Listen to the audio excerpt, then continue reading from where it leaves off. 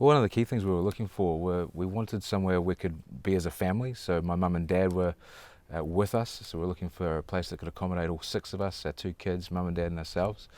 And this property really ticked the boxes with having that guest house. They could live there, so we've got 2 bedrooms there, so they've got a spare for when other family come and visit. And then the 4-bedroom house for me, Jodie and the kids. Absolutely perfect. Yeah, and the other thing actually we were looking for is at that time we were using off-site rehearsal spaces and office spaces. So to find a place where we could all do everything on one site, suddenly we found this place where we could have offices, we could have rehearsal for our theatre company, alongside all that multi-generational living. That was what we were looking for, and we knew it was a hard find maybe, so it was a bit unique. Our wish list was long, but this property really ticked the boxes. That idea of having our entire lives centred on this property. So we brought our businesses up here, we were running it all from the shed, our family was all here, so it was really a one-stop shop for everything. So when you found this property, you had that in mind right from the get-go? You didn't consider doing short-term stay accommodation on the property at all? we did consider short-term accommodation, but and that perhaps is something we might have looked at for longer term, but in the short term the biggest needs were around our family and around our work. So it was honestly, mate, it was really, we had a dream, is what we had. We had a dream of family and work and life all being bound up together in one place, and this property was that dream. So it sounds very balanced. Amazingly so. Yeah. And have you found that prior to all that, did you notice a change in yourselves? Wow. Actually, yeah, I can speak to that. We noticed a change. We were living in a lovely place in Musselburgh with our young kids, and it just started to feel like we were outgrowing that. Yeah. Like Christopher particularly was like, I need more space, and also he hated going off-site all the time to work. So there was that need, that desire. So somewhere with more space for the kids as they grew bigger, somewhere where we could, work and live from the same property. So you homeschool your children. And was that something that came about as a result of moving here? It was definitely so choosing to homeschool once we moved up here was definitely a part of the catalyst towards homeschooling. It was something we'd dreamed about, but this just made it possible, and we suddenly went, wow, here we are in this beautiful location. We're both working from here. The kids love it here, and we could actually homeschool. Even though the school wasn't far away, like there's a lot of schools nearby, for us it just seemed like the obvious choice. Yeah, absolutely. Again, mate, it really was about the dream. It was that dream of being close to family, just spending time together. Yeah. And because we had these 5 acres, because we had that second accommodation, we just had the time and the space to really take the kids on. And why would you send them anywhere else when you've got a place like this? Where they can be climbing trees and digging holes and building things and making huts and all on this property. So it really was just a place to base that dream. So you had all these ideas and dreams and plans. Were there any surprises when you arrived here? Actually, one of the things I can speak to on that is that one of the surprises when we first chose the place was that the flat had 1 bedroom, and we thought, well, for parents and having those options of that second place, it'd be great to have a second room. So we got our brother-in-law, who's an architect, to design a second bedroom that was beautiful, lovely, double glazed, warm. So that now that flat has 2 bedrooms. So that was surprise was that actually that's going to be too small. We need to make that second accommodation bigger. I'll just tell you a quick story, brother, because it's worthwhile hearing. Okay. My mum was diagnosed with breast cancer, just as we were going through this change. And the day we finished building that extra bedroom was the day she was diagnosed. Oh. Yeah. So what that meant, that the blessing in that, bro, was that we were able to journey with her through that. We were all together on the property as a family. Yep. We were able to support her, cook meals, when she wanted it, give her some space when she wanted it. Yeah, and so it was just an incredible blessing to be able to walk through that with our family together in a space that accommodated everybody and allowed that distance when we wanted it and that closeness when we needed it. Amazing. Yeah. Fantastic. Yeah. And I hear that the second bedroom, it comes in useful as well in that guest house when visitors to stay. Yeah, and cousins, like Mm. extra children come along, Yeah, and get other guests as well. Yes, it means that they've not only do we have a spare bedroom in our family home, but they also have a spare bedroom for guests. Yeah, we've both got family in Christchurch, so Yeah. we see a lot of them. I've got an older sister who travels down regularly with her kids and husband and stuff, so having that extra bedroom just allows that flexibility for everybody. Yeah. Mm. So the property comes with a classic barn. Can you tell me a bit more about the barn firstly? The barn is the hook, line and sinker. You know, it was every guy I have ever brought onto this property, the jaw hits the floor and they just start, having green with envy, man cave envy, Yeah. So we've got this, it's about 200 squares over 2 floors. Right. The bottom floor it's just massive. We've got a theatre company and production company, so we've actually run performances in there. We've Wow. performed shows, we've rehearsed shows, created shows, we've run classes and workshops in that space. Jodie teaches drama, so we teach drama out of that space. I've got a workshop in the back of it with all my tools, all the things we've got, everything, man. We've got storage for Africa in there. It's incredible. Upstairs, I've used as my offices, so which is both a positive and negative because it's a wonderful space, but the views and the He environment comes home later from work, basically.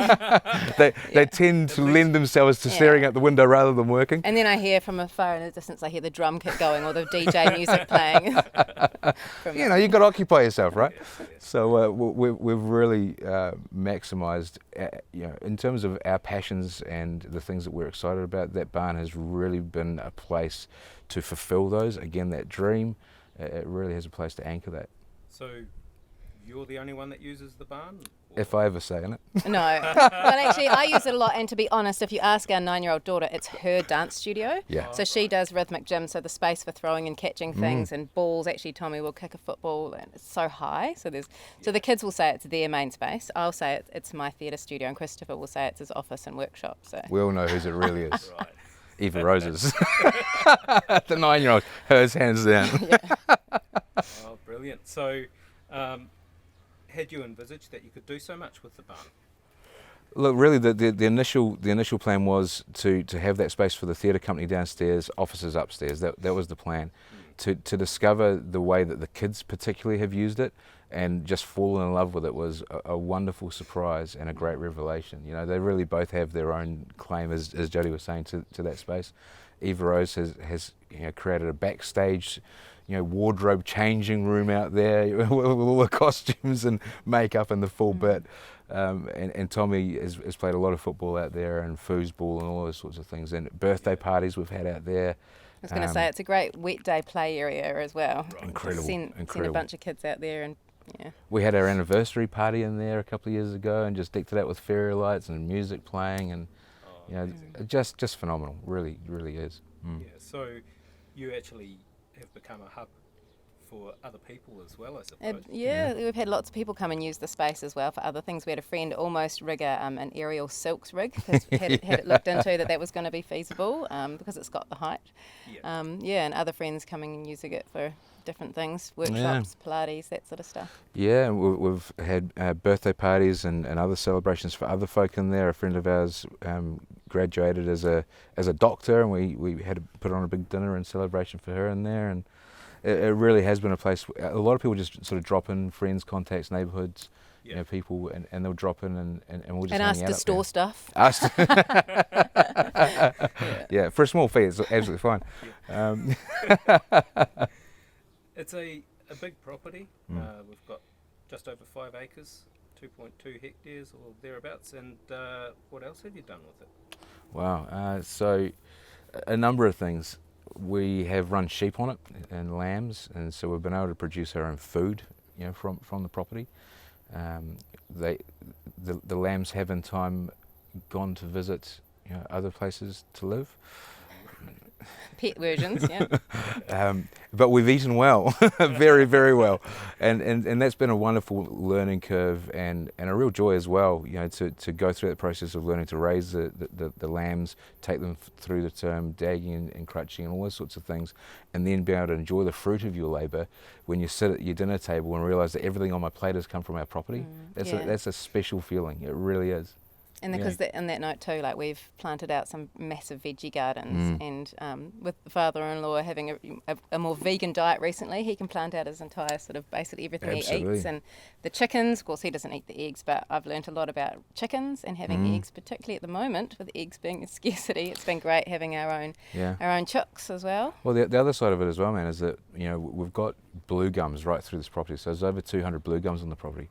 So we've been burning our own firewood. So dropping trees out there, chopping them up, splitting them up, letting them dry out, bring them in at winter. And I tell you, that is a special feeling too, when you bring in your firewood in the middle of the winter, Dunedin winter, and you're burning your own firewood and the house is warm, and you sit back and yes, I've provided heat for my family. It's very manly.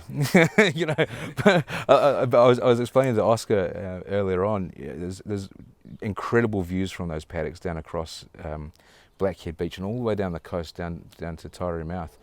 And a number of times I've been out there working on trees and you get so focused, you've got the chainsaw going, you've got the axe going, and then it just, at random moments just pop your head up and you get captivated by this view again. You go, wow, look at that. Amazing.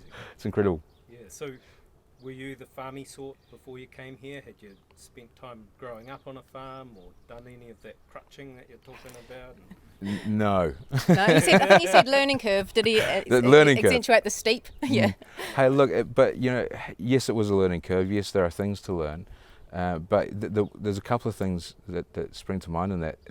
First is that there's a real good community around here of people that you can speak to, willing to lend their knowledge, their advice, their wisdom. Lots of people have come from farming backgrounds have moved down to smaller acreages, a little bit more manageable in their more senior years. Folk that are just grew up on farms but have been living in the town, right. Who have moved out here just have best of both worlds. I mean, we're only 15 minutes out of the Octagon up here. Yeah. So there's a real community of people who are really wanting to and keen to help out.